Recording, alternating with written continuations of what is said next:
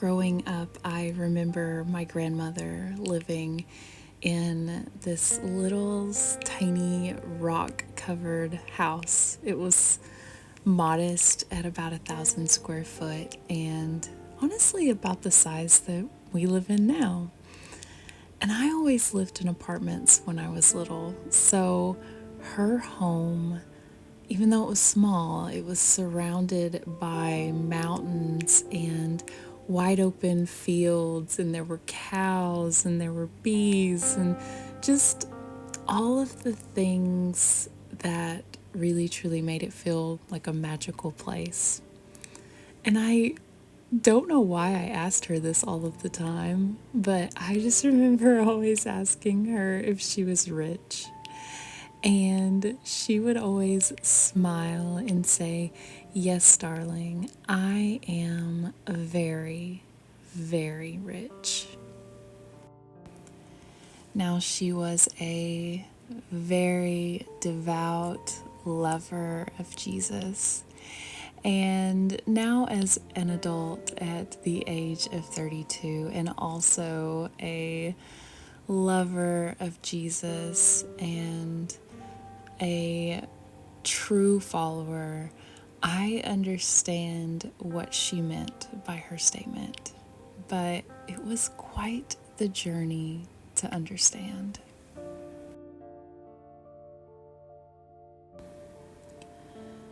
Before I was saved, I really pursued the things of this world, and honestly, to the fullest.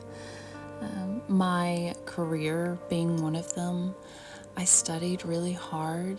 I got the 4 year degree and moved into the corporate world. I was doing all of the things that everyone told me would make me happy. On the surface, my life seemed pretty perfect, but beneath that facade, I really did feel a growing sense of emptiness. And each new achievement in my life brought only a fleeting sense of satisfaction, and it was quickly replaced by the gnawing question of, is this really all that there is?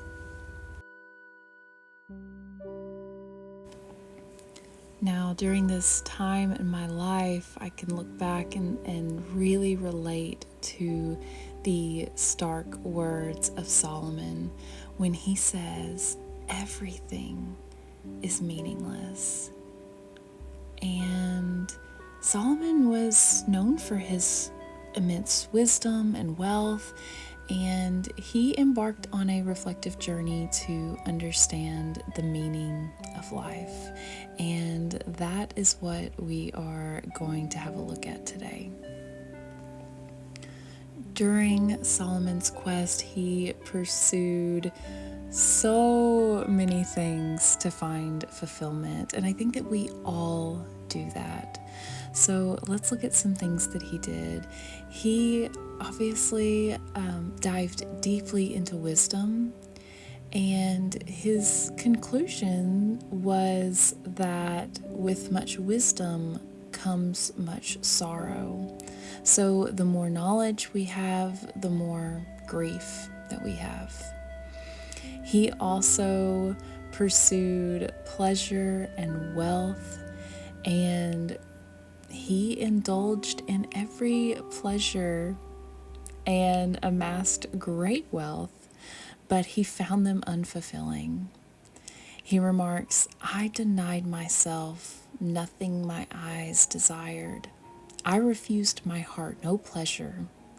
Yet when I surveyed all that my hands had done and what I had toiled to achieve, everything was meaningless, a chasing after the wind." And another thing that he poured his heart into was his work. And despite all of his accomplishments, Solomon finds toil burdensome and questions its ultimate value. He says, "What do people get for all the toil and anxious striving with which they labor under the sun?" And what he finds is that the impermanence of work and its rewards are not enough, because the fruits of his labor will inevitably pass to others who may squander them. And that left him deeply troubled.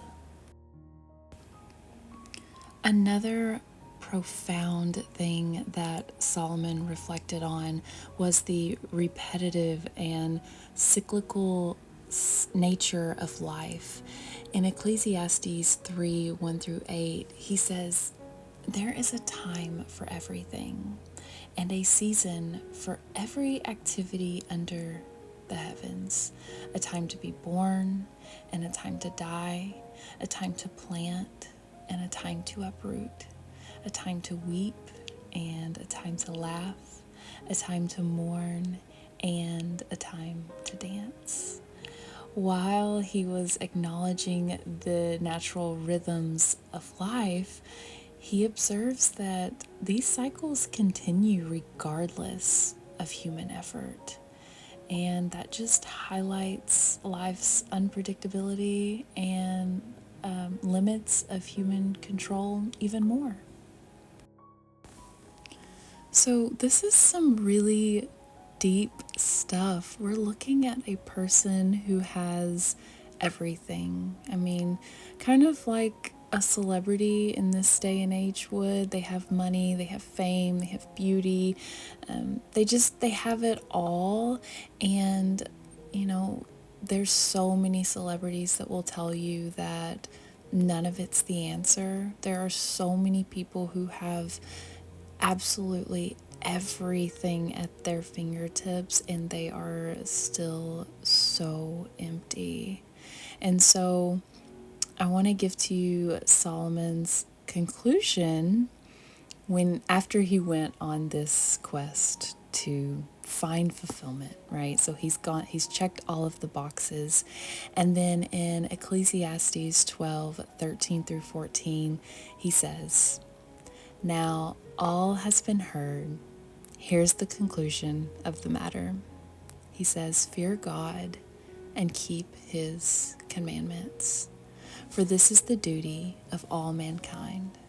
For God will bring every deed into judgment, including every hidden thing, whether it is good or evil."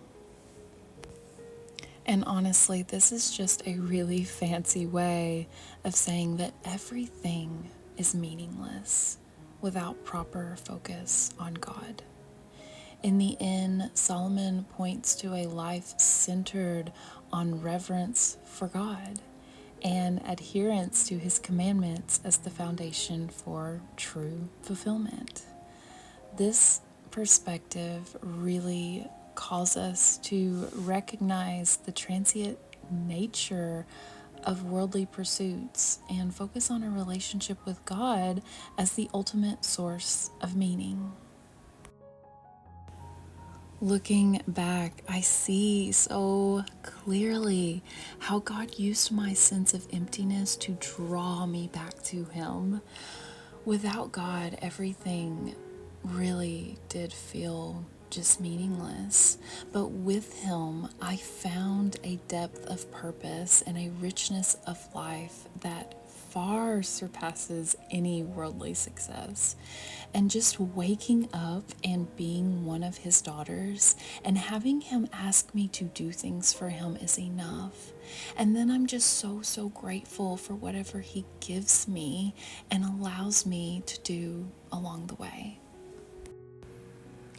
In a world that often measures worth by achievements and possessions, it's easy to get swept up in the pursuit of success and material gain. However, it is so crucial to remember that our true value comes from within and from our relationship with God, not from what we accumulate or accomplish. And sure, achievements and possessions can provide a temporary sense of satisfaction and recognition, but they are fleeting and can never truly fulfill the deeper needs of our souls. When we define ourselves by our successes or what we own, we set ourselves up for a constant cycle of striving and comparison, which can lead to so much stress, anxiety, and a feeling of just plain emptiness. Colossians 3:2 says, "Set your minds on things above, not on earthly things." When we shift our focus from worldly success to spiritual growth, we find lasting peace and fulfillment. Our purpose is found in living a life that reflects God's love and grace and serving others and growing in our faith. Living a life centered on God means prioritizing our relationship with Him over worldly pursuits. It means valuing character over career, compassion over competition, and faithfulness over fame. When we seek to honor God in all that we do, our lives gain a depth and meaning that achievements and possessions cannot provide.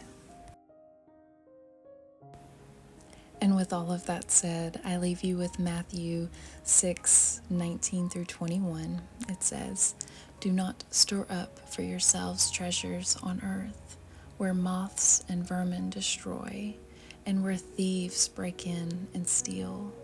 But store up for yourselves treasures in heaven, where moths and vermin do not destroy, and where thieves do not break in and steal. For where your treasure is, there your heart will be also."